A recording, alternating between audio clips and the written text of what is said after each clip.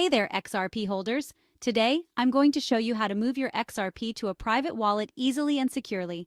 First things first, you need a secure XRP-compatible wallet. This could be a hardware wallet like the Ledger Nano or a software wallet like XUM.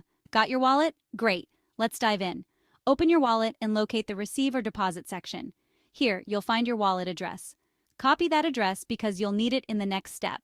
Now head over to the exchange or platform where your XRP is currently stored. Log in and navigate to the Withdraw section. Here's where it gets important.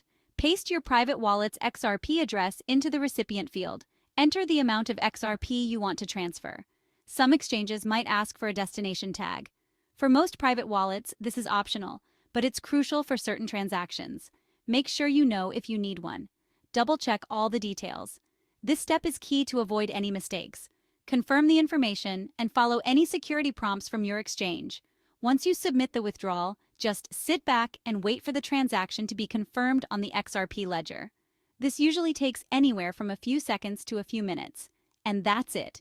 You've successfully moved your XRP to a private wallet.